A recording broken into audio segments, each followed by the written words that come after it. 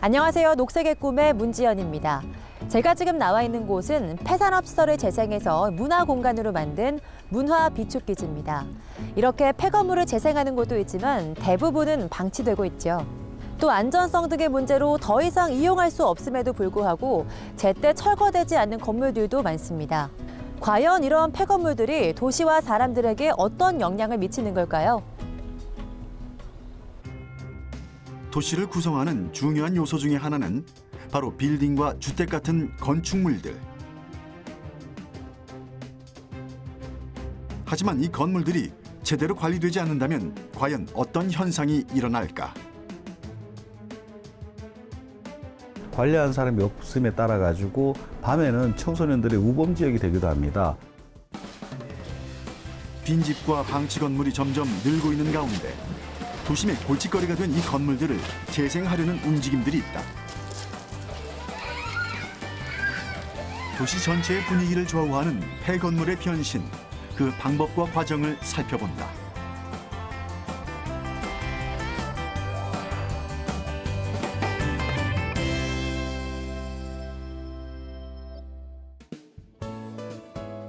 도시를 구성하는 주요 요소 중에 하나는 단연 건축물이다. 잘 설계된 건물과 멋진 스카이라인은 도시의 이미지를 결정하는 데도 큰 영향을 준다. 해가 갈수록 대형 건물들과 신축 아파트가 점점 늘고 있는 가운데 낡고 오래된 건물들로 인한 문제점들이 속속 드러나고 있다.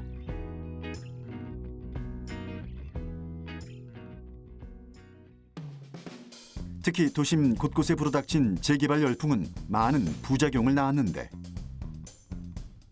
우후죽순 생겨난 빈집과 짓다가 공사가 중단된 대형 건물들이 바로 그것이다.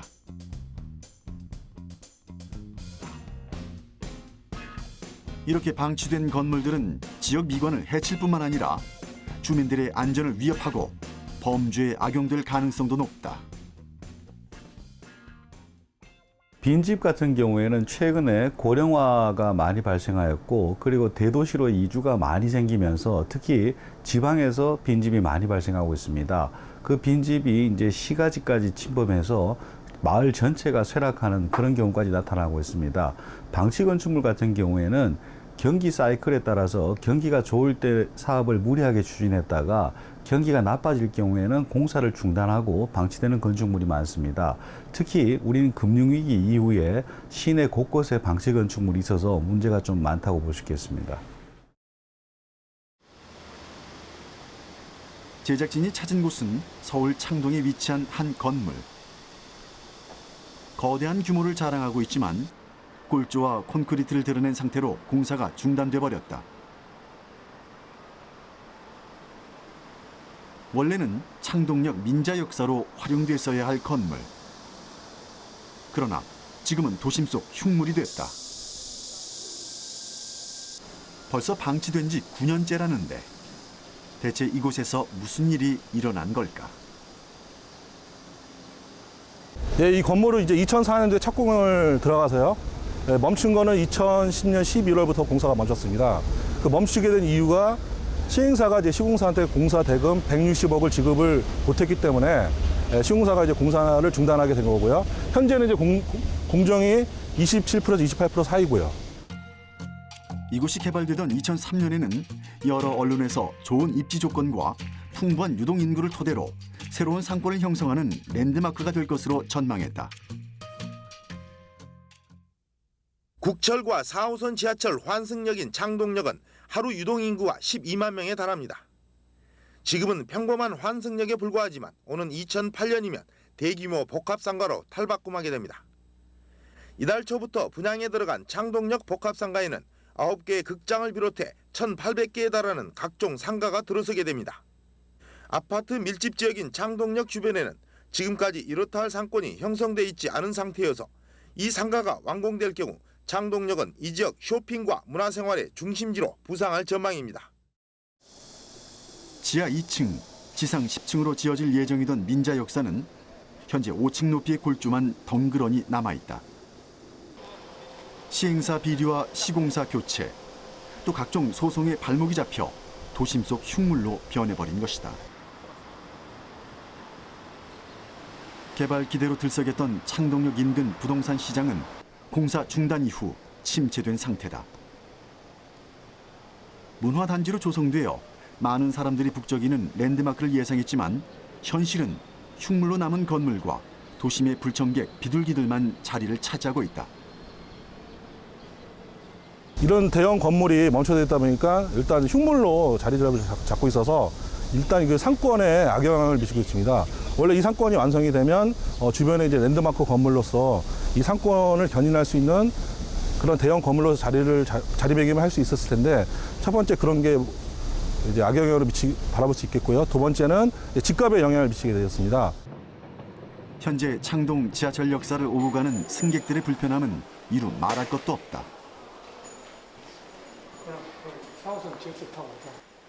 통로를 가로지르는 벽면에는 벌써 수년째 공사를 나타내는 표시만 기약 없이 매달려 있다.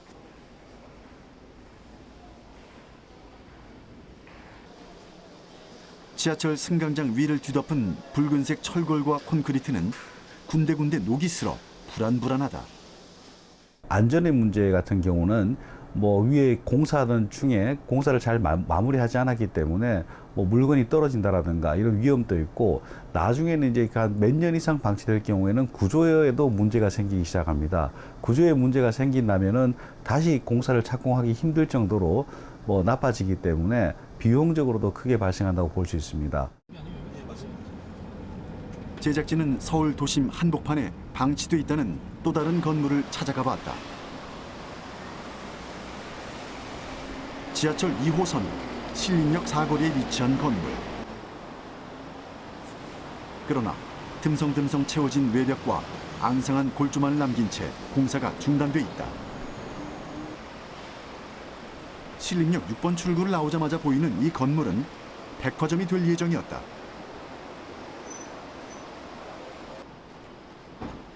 건물 주변을 둘러싼 가림막에는 먼지와 낙서가 가득하고 분위기조차 을씨년스럽다.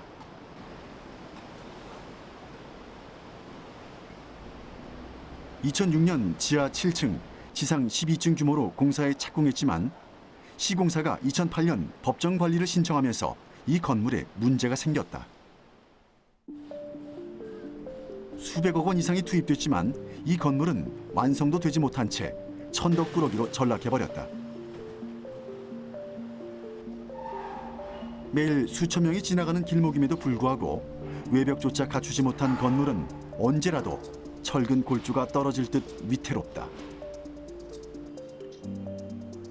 그저 지나가는 새들의 임시 휴식처가 되어줄 뿐인데.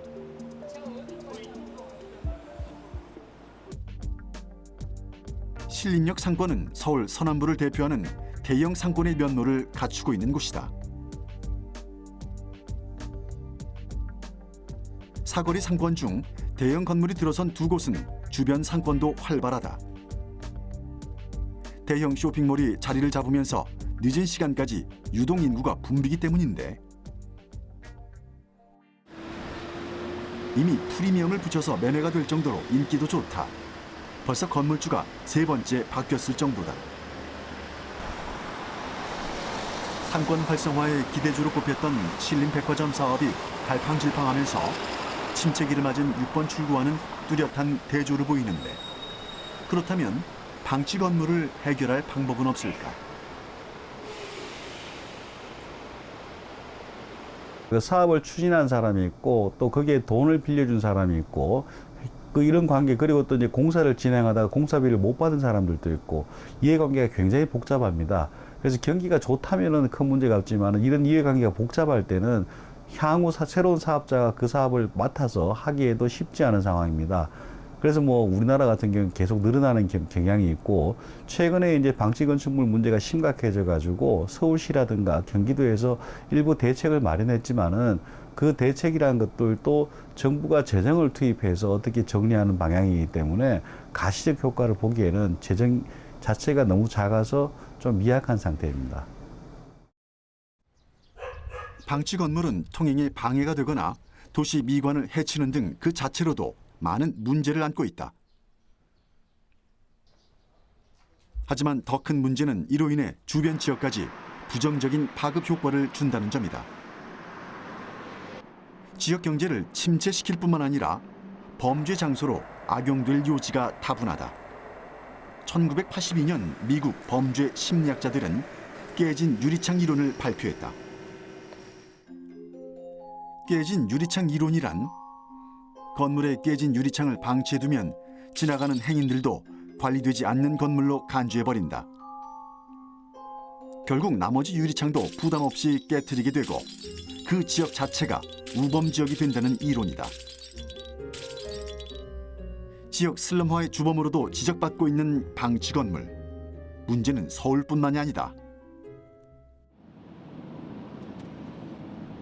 지방에는 제대로 활용되지 못한 폐역들이 오랜 세월 방치되면서 주변 지역의 경관을 해치기도 한다.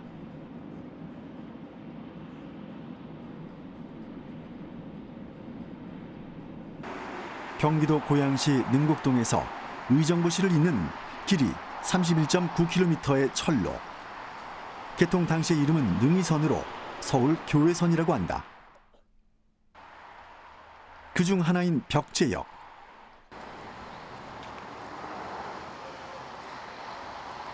(1961년) 개통됐지만 이후 수지가 맞지 않아 2004년에 여객 운행이 중단됐다. 벽제역도 다른 폐철도처럼 다양한 방법으로 활용 방안을 찾았으면 하는 마음에 사진으로 기록한다는 시민 김상범 씨를 만나보았다. 2004년도 4월에 통일호가 사람 운송하는 것을 중단함으로 인해서 이 교회에서는 시대하고 조금 맞물려 가지고 쇠락을 하게 좀 되었고요. 그 이후에는 지금처럼 보시듯이 정리되지 않는 상태와 그 다음에 폐역으로서 뭐 기능밖에 없어 가지고 인근 주민이라든지 아니면은 근방으로 오시는 분들에게 상당히 안타까움을 많이 하는 그런 역이 되었습니다.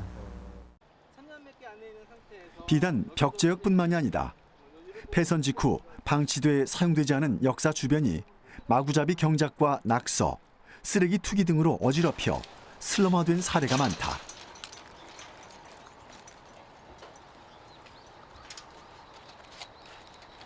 보시기와 같이 이렇게 있는 쓰레기들은 보기에도 안 좋은 부분들이지만은 주변 환경을도 오염시키고 여러 가지 안 좋은 그런 환경으로 지금 계속 돼가고 있는 그런 상태입니다. 기찻길 주변엔 쓰레기가 바람에 날려 방치돼 있었다.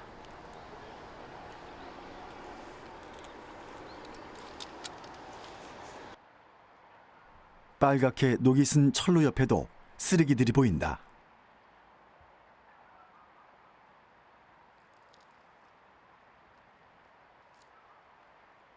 또 폐철도 주변에서 일부 주민들이 심은 농작물들의 흔적이 발견된다. 겨울이면 사정이 낫지만 한여름이면 온갖 벌레가 들끓어 인근 주민들이 고통받고 있다. 무단 경작을 하면서 퇴비나 비료를 뿌려 악취로 몸살을 앓기도 한다. 이런 마구잡이 불법 경작은 주변 환경에 영향을 미칠 수 있다. 정비가 안 돼 있어 가지고서 지금처럼 앞에 보시는 저런 밭이라든지 또 이런 부분들이 상당히 아쉬운 부분들이 쓰레기가 많이 방치되어 있고, 불법 경작지가 폐철로를 따라 한두 곳이 아니다. 문제는 그 부지 주변에 작은 실개천이 흐르고 있다는 것. 경작 행위를 제한하고는 있지만 잘 지켜지지 않고 있는 상황이다. 폐수뿐만이 아니라 폐철도 주변의 녹물이 관리되지 않고 방치될 경우 토양과 하천을 오염시킬 우려가 있다.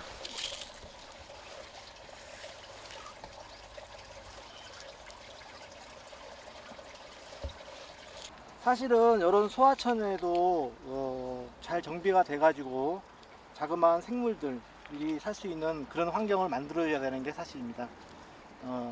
교외선이 폐역이 됨으로 인해 가지고 주변 환경이 정비가 안 돼 있는 상태로서 저렇게 농사를 짓는 그런 물들이나 아니면은 폐기물들이 폐수들이 방류되어서 이렇게 큰 하천으로 넘어갔을 경우에는 큰 하천에도 큰 문제가 생기고 그러므로 인해 가지고서 주변 환경이 워낙 안 좋아지기 때문에 이런 소하천도 가능하면 우리가 살릴 수 있어서 작은 물고기들이 살 수 있게끔 노력을 우리들은 계속 지속적으로 해야 되는데 그런 점이 상당히 아쉬운 부분 중에 한 부분입니다. 방치 건물만큼이나 문제가 되는 것들이 있습니다. 바로 빈집인데요. 고령화로 인해 인구가 감소하고 또 재개발로 인해 쇠퇴된 지역이 늘면서 이 노후된 빈집이 늘어나고 있습니다. 과연 우리나라에는 얼마나 많은 빈집들이 있고 이 빈집이 어떻게 관리되고 있는지 알아보겠습니다. 주택은 인간이 살아가는 데 있어 꼭 필요한 3가지 요소 중 하나다. 그렇다면 우리나라에는 얼마나 많은 주택이 있을까? 또 이 많은 집들 사이에서 사람이 살지 않고 있는 빈집들은 얼마나 될까? 2018년 인구주택 총조사 결과 우리나라 전체 주택수는 총 약 1,763만 호로 8년 전인 2010년 약 1,475만 호보다 약 288만 호가 증가했다. 이 가운데 빈집은 2010년 약 82만 호에서 2018년 약 142만 호로 급증했다. 2017년 건축도시공간연구소에서 발표한 논문에 따르면 향후 빈집에 대한 관리가 제대로 되지 않을 경우 현재 전체 주택 중 약 6.5%에 해당하는 빈집의 비율이 2050년에는 10%를 넘을 것으로 전망하기도 했다. 시기상으로도 아주 이게 헌집의 문제, 아주 오래되고 낙후된 집들도 있지만 굉장히 최근에 만들어진 1990년대 이후에 만들어진 그런 집들에서도 이제 발생하고 있는 측면, 그리고 굉장히 양호하고 좋은 주택들 사이사이에 또 빈집들이 이렇게 섬처럼 남아있는, 그래서 시간적, 공간적으로 굉장히 복잡하다라고 말씀을 드릴 수 있고요. 제가 이제 집중적으로 연구한 지역은 이제 서울의 강북 지역, 그 구도심이나 역사문화 지구 사이에 존재하는 그런 빈집들의 집중 현상, 그리고 이제 인천 지역에 대한 연구를 수행한 바 있습니다. 2010년 주택 총조사에 따르면 인천은 주요 광역시도 중 단독주택만을 놓고 따진 빈집률이 약 7.1%로 매우 높은 편이다. 1990년대 들어 주요 산업인 제조업이 쇠퇴하면서 구도심 일대가 쇠퇴를 겪었다. 사람들이 신도시로 이주하면서 구도심의 인구는 물론 가구 수가 대폭 줄어들자 서비스 산업의 이탈도 가속화되고 있는 것으로 나타났다. 인천 숭이동의 한 주택. 세월의 무게가 느껴지긴 하지만 다른 집들과 크게 다른 점은 없어 보인다. 제작진은 구청 관계자를 따라 주택의 내부로 들어가 봤는데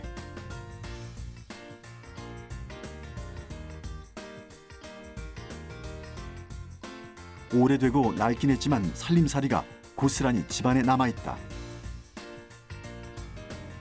그러나 물건 위에 수북이 쌓인 먼지들이 몇 년간 사람의 손길이 닿지 않았음을 증명하고 있었다. 조금만 손을 본다면 누군가 당장 들어와 살아도 부족함이 없을 공간이다. 벽면엔 수년 전에 멈춰진 시간을 고스란히 증명하듯 오래된 달력이 매달려 있다. 제물포역과 동인천역 한 중간 지점이라고 보시면 되겠습니다. 위치상으로는 그렇고요. 한 3년 정도 빈집의 상태로 있었습니다. 그리고 최근에 새가 잘 나가지 않기 때문에 주인께서 또 상태도 양호하고, 그래서 우리 구가하고 있는 빈집 재활용 사업에 동참하는 뜻에서 한번 이것을 활용하는 게 어떻겠냐, 이런 제안이 있었습니다. 그래서 추진하게 됐고요. 여기서 하려고 하는 주요 사업은 예술인들의 예술 창작, 그런 공간을 활용하고자 합니다. 인천 남구에서는 2013년부터 빈집 재활용 사업을 진행하고 있다. 구에서는 한 곳당 약 2천만 원 정도의 지원을 통해 도배, 장판 교체, 창문 수리 등을 진행한다. 빈집을 사람이 다시 쓸 수 있는 공간으로 재탄생시키는 작업이다. 또 건물 소유주에게는 재산세 감면 혜택을 주고 있다. 건물주는 처치 곤란한 빈집을 활용할 수 있어서 좋고 입주자들은 저렴한 비용으로 공간을 활용할 수 있다. 때마침 이 빈집을 사용하기 위해서 점검을 나온 사람들을 만날 수 있었는데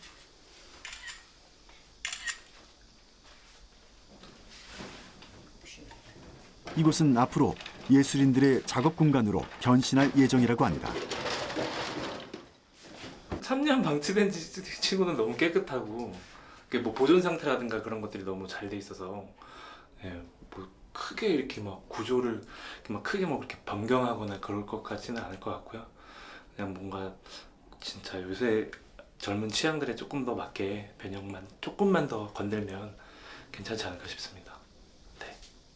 그러니까 저희 취지가 뭐 주변 분들과 아니면 대학생들과 여러 예술 활동하시는 분들과 같이 모여서 아이디어 회의도 하고 그다음에 이 공간을 가지고 조금 더 주변 분들한테 좀 어떤 예술 활동을 보여줄 수 있을까에 대해서 또 고민을 많이 할 건데요. 일단 그런 부분적으로 조금 저희가 회의를 하고 앞으로 진행해야 될 것 같습니다. 인천 남구는 현재까지 관할 구역 내 빈집 23개소를 보수하고 개조하여 필요한 사람들에게 공급해왔다. 이처럼 빈집은 그냥 두면 흉물이지만 잘만 활용하면 도시의 고질적 문제인 주거난 해소에도 도움이 될 수 있다.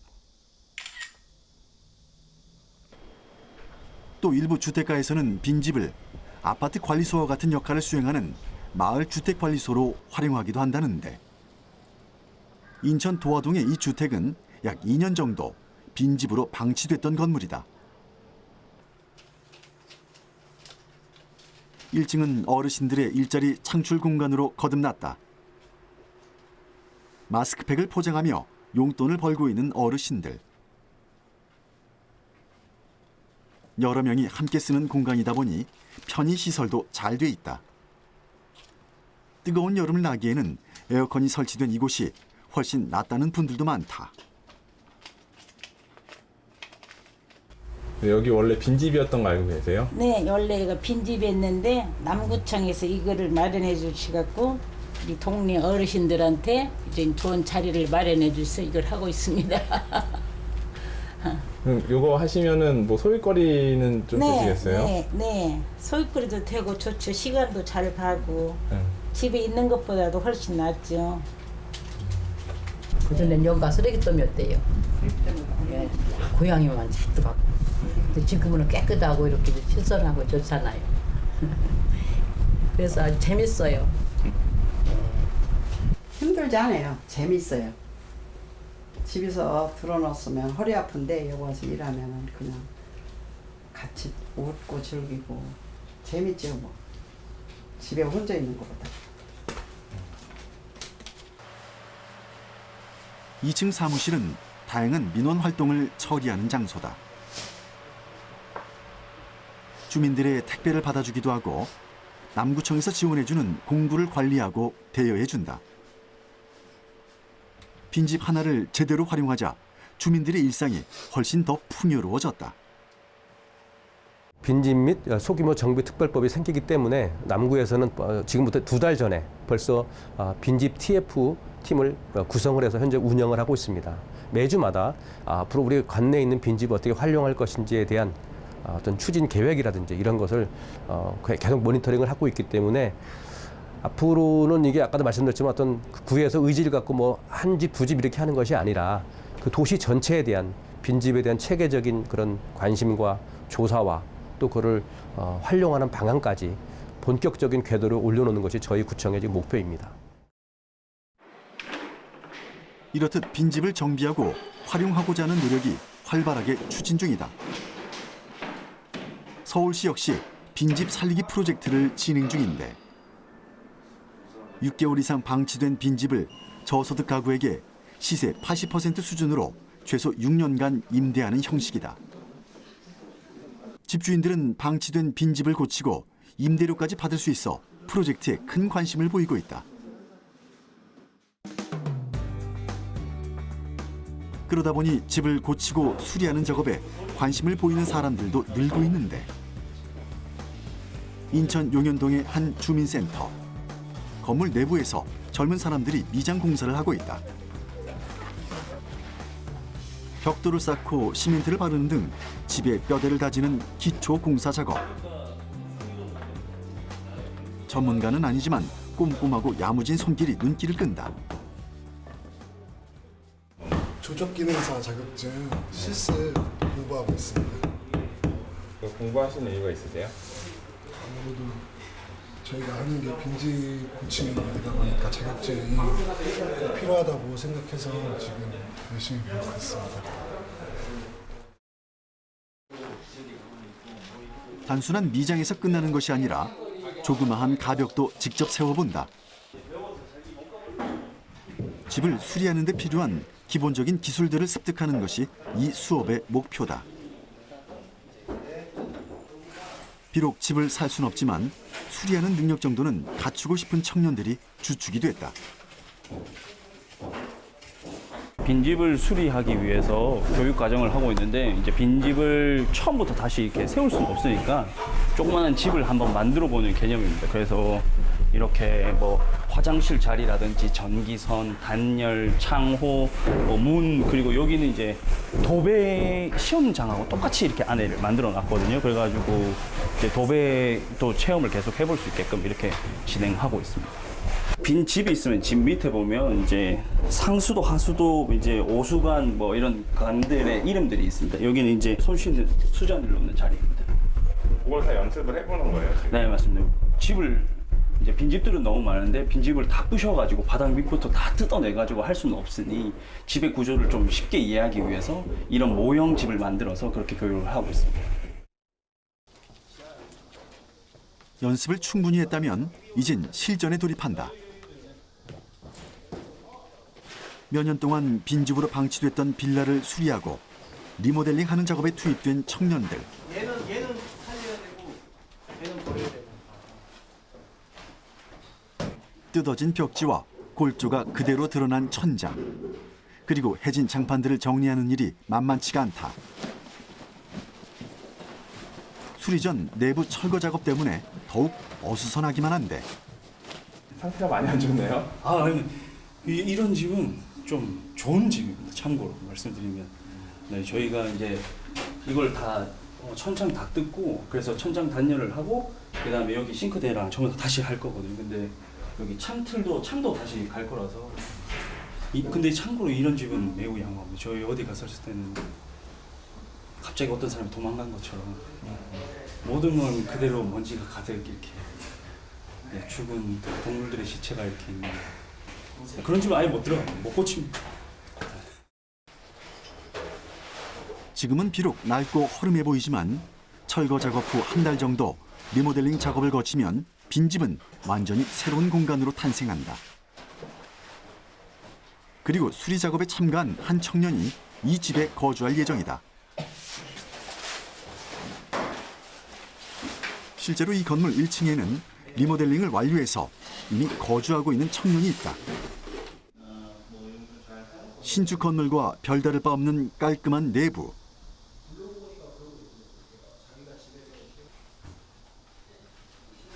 깔끔한 주방 가구와 도배가 잘 돼 있는 거실. 그리고 환한 화장실 타일들. 따로 설명을 듣기 전엔 누구도 빈집이었다고는 상상할 수 없을 정도다. 완전 그냥 폐가였습니다. 그러니까 지금 뜯고 있는 집 상태 정도로 생각하시면 됩니다. 그러니까 곰팡이가 다 펴져 있고요. 그 다음에 화장실 완전 부셔져 있고, 그리고 화장실 물이 안 내려 있어가지고 하수가 완전 막혀 있는 상태였고, 그러니까 오물 같은 냄새도 올라오고요. 그리고 일단 등 같은 건 아예 없었고, 하여간 좀 벌레들도 많이 있고 그런 상태였습니다. 그러니까 거의 그냥 흔히 아는 폐가라고 생각하시면 됩니다. 새롭게 단 전등 하나에 분위기가 이렇게 달라진다. 혹시 모를 사고를 대비해 화재 경보기도 장착했다. 작업실을 겸할 수 있는 주거 공간이 필요했으나 높은 전월세 때문에 엄두도 내지 못했던 청년들에게 빈집은 주거난의 대안이 되고 있다.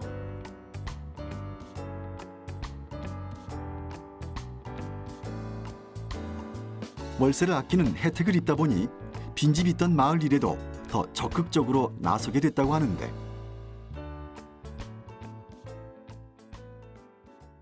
아무래도 지역 주민들과 좀 가족같이 지낼 수 있다는 거.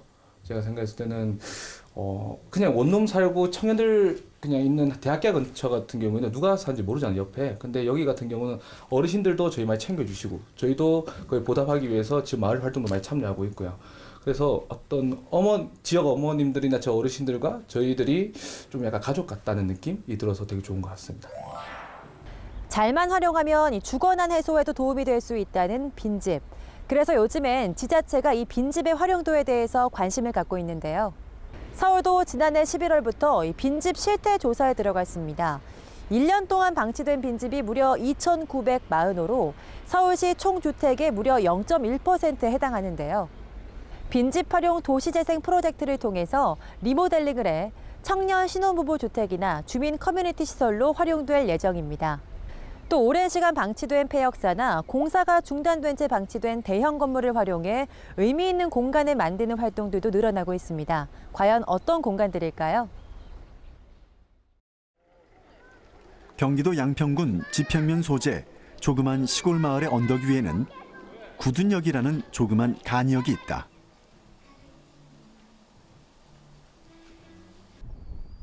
(1940년) 일제강점기에 개통된 구둔역은 2012년에 중앙선 복선 전초라 사업으로 더 이상 기차가 다니지 않는 폐역이다. 하라마 여기는 구둔역이라는 데인데 옛날에는 여기 기차가 다녔어. 엄마 어렸을 때는 여기서 표 끊어갖고 다녔어. 근데 지금은 역을 안 쓰고 지금은 그냥 예전 역을 이렇게 사람들이 다니면서 기차 구경도 하고 놀 수 있게 해놓은 거야. 기차 들어올 때 딸랑딸랑 치고 기차 갈 때도 치고 막 그래서 기차 들어옵니다 이렇게 하는 거야. 여기 오시면 어떤 생각이 좀 드세요, 제일 먼저? 옛날 기억이 많이 나죠. 표 어떤 끊고 기차 타고 이렇게 걸어가서 서서 기다리던 생각나고요. 삭막하게 벌어져서 나무들도 뭐 막 자라고 풀도 막 자라고 쓰레기도 많고 이런 거에 비하면 꾸며진 역들이 참 좋은 것 같기는 해요. 깊이만 다를 뿐 우리 모두의 가슴 속의 추억을 한 보따리씩 안겨주고 있는 기찻길. 폐역이 되고 난 후 버려진 이 간역은 힐링 여행지로 탈바꿈했고 사람들의 발길이 잦아졌다. 이는 모두 마을 주민들의 노력으로 만들어낸 결과다.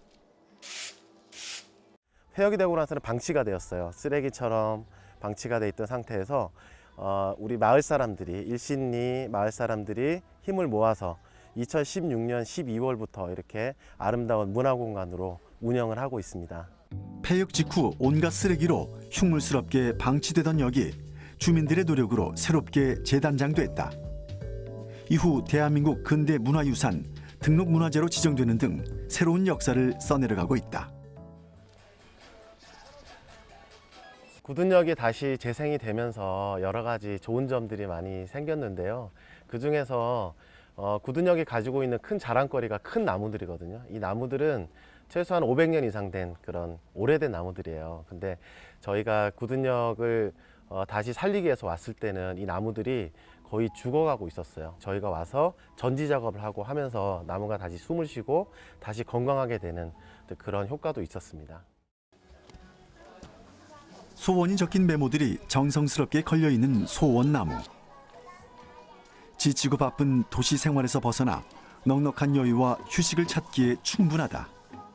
기존의 교통시설로 이용하던 역이라는 것은 사람들이 모이고 흩어지고 이동하는 수단으로서 그다음에 사람들이 모이는 중요한 공간, 생활 공간이었었고 교통공간을 이용을 하는 곳이었습니다. 도시 발전과 사람들의 생활에 중요한 어떤 시설로서 자리를 잡고 있었던 곳인데 이게 이제 폐역이 되면은 자칫 이제 그 지역의 어떤 여러 가지 상권이 저하될 수도 있고 그런 측면이 있지만 이 폐역을 어떻게 활용하냐에 따라서 다시 이제 최근에 어떤 문화 복합 시설이라든지 주민을 위한 어떤 시설을 만들어 주면서 그 지역의 활성화도 할 수 있는 좋은 어떤 가치를 갖고 있는 잠재력을 갖고 있는 부지라고 생각을 하고 있습니다. 이처럼 각지에서 폐역, 폐선 부지를 휴식 공간이나 관광 자원으로 만드는 사업이 활발하게 진행되는 이유는 폐철도 시설 활용으로 얻을 수 있는 이점이 많기 때문이다. 폐역, 폐철도를 그대로 내버려 두면 도심 미관을 해치고 우범 지역으로 전락할 우려가 있다. 하지만 공원 등의 공간으로 조성하면 미관과 환경을 살리는 동시에 휴식, 레저 공간 확충 등의 다양한 효과를 얻을 수 있다. 또 쇠퇴하는 도시의 재생과 아스팔트로 둘러싸인 도심 생태계를 복원한다는 장점도 있다.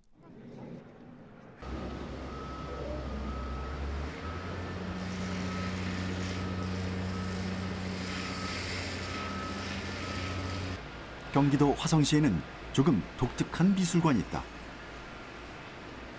일단 외형부터가 눈길을 끄는데 건물 중 일부에 천장이 아예 없는 모습을 볼 수 있다. 기존의 미술관하고는 사뭇 달라 보이는 풍경이다. 재미있는 것은 천장 일부에서 매 시간 정각마다 약 20분간 물이 떨어지는 이벤트가 열리는데 특히 아이들에게 이 이벤트는 큰 인기를 누리고 있다. 미술관에서 비 오는 날의 낭만을 만끽할 수 있기 때문이다. 그러니까 하늘에서 맑은 날 비를 맞는 프로그램이거든요. 이제 요즘 아이들은 비를 맞는 경우가 많이 없고요.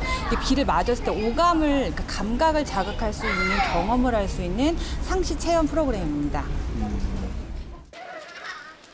심지어 천장에서 쏟아지는 빗물은 온천수를 이용하기 때문에 피부에 아무런 위해를 가하지 않는다.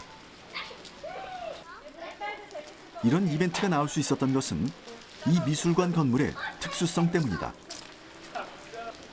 화성 지역에 온천수가 유명하다는 입소문이 번지면서 곳곳에 찜질방이 생겨났다.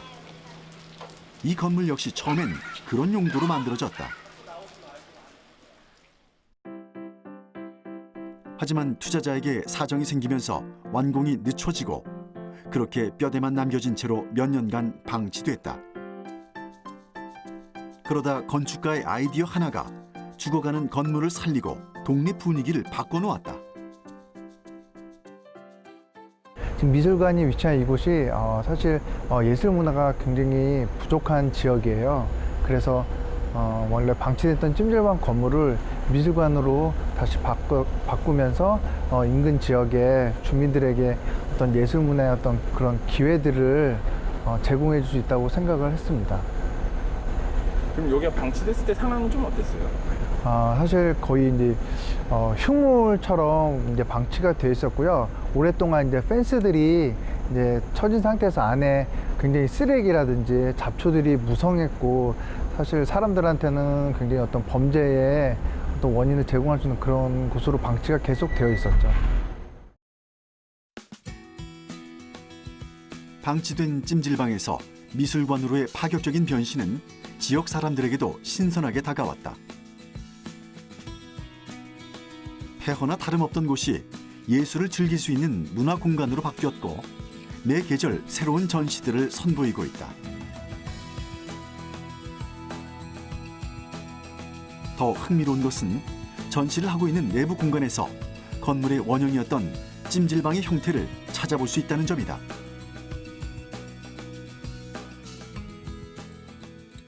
예전에 목욕탕이 있었던 그런 탕의 모습들이 그대로 남아있는 곳이고요.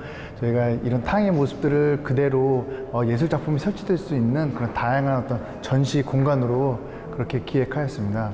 있는 그대로를 다시 재활용하는 것도 하나의 큰 새로움이라고 생각을 했습니다. 그래서 기존에 있는 구조라든지 노출해 있는 그대로의 어떤 재료라는 그런 질감들 그대로 전달할 수 있도록 그렇게 기획하였습니다. 찜질방에서 미술관으로 차라리 허물고 새로 건물을 짓는 게 더 편했을지도 모를 일이다. 하지만 기존 건축물을 활용하는 과정에서 건축가는 새로운 사실을 깨달았다고 한다. 불리하게 느껴졌던 탕의 전형적인 구조들이 오히려 전시 작품이 설치될 수 있는 다양한 영역들로 활용될 수 있다는 점이다. 지붕에 있는 콘크리트를 완전히 걷어내서 하늘과 예술 작품이 함께 감상될 수 있는 그런 공간으로 다시 지붕 없는 미술관의 이름으로 다시 설계가 되었고요. 이 콘크리트 사실 그전에 콘크리트 구조 자체가 하나의 캔버스이면서 동시에 작품을 바라볼 수 있는 프레임 같은 역할도 해주고요. 또한 그 자체로서 하나의 그 동선이 사람들이 전시적 작품을 감상할 수 있는 그런 동선으로 어떤 역할을 할 수 있는 곳으로 보시면 되고요. 바닥에 있는 이 재료 역시 원래 중정의 불가마 벽돌로 활용됐던 그 예정이었던 그 벽돌을 다시 재활용해서 바닥을 마감하였습니다. 찜질방 벽돌을 그대로 이용한 바닥면. 재활용이 아니라 제2의 창작물이라고 해도 무방해 보인다. 예전의 것을 완전히 지우고 새롭게 시작하는 것이 아니라 기존의 것들이 가진 가치를 재발견해서 새로운 공간으로 탈바꿈하는 작업. 방치 건물에 얽힌 문제들을 해결하는데 작은 실마리를 제공할 수 있지 않을까. 제 생각은 이제 이게 무슨 하나의 솔루션으로 모든 걸 다 해결해 줄 수는 없다고 생각해요. 이제 각자의 다 버려진 사연들이 있기 때문에, 그리고 어떤 지역에 왜 버려졌냐가 되게 무엇이 버려졌냐가 중요하거든요. 그리고 누가 이 안을 다시 살릴 수 있는가는 각각 케이스에 맞춰야 될 것 같고요. 하지만 이제 재생이라는 큰 화두에서 기본적인 룰들은 조금 같이 고민해 봤으면 하는 게 제 경험으로 드릴 수 있는 말씀일 것 같아요. 진정한 도심의 발전은 번듯하게 보이는 새 건물을 무리하게 증축하는 것이 아니라 이 기존의 건물의 쓸모를 진지하게 살피는 것, 거기서부터 시작된다고 합니다. 이제는 우리 주변에 방치된 건물이나 또 빈집에 대한 활용 방안을 좀 더 적극적으로 고민해 봐야 될 것 같습니다. 오늘 제가 준비한 이야기는 여기까지입니다. 다음 시간에 돌아오겠습니다. 저성장의 시대가 본격화됐다. 사회의 변화 속도는 느려지고 사람이 노화되는 것처럼 도시도 늙어가고 있다. 앞으로 빈집과 방치 건물들은 더욱 큰 폭으로 증가할 예정이다. 빈집들이 도시의 흉물이 될지 주거난의 대안이 될지는 이제 사회 구성원들의 손에 달려있다. 눈앞의 이익을 추구하는 것보다 보다 장기적인 관점에서의 도시계획이 필요할 때가 아닐까.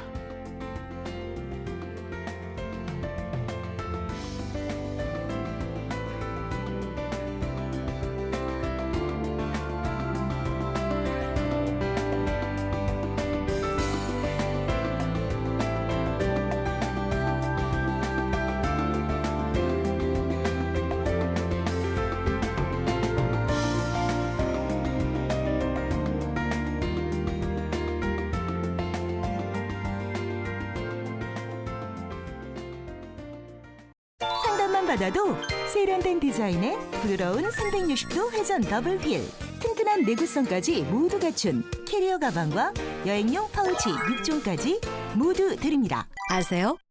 DB가 다시 올렸습니다.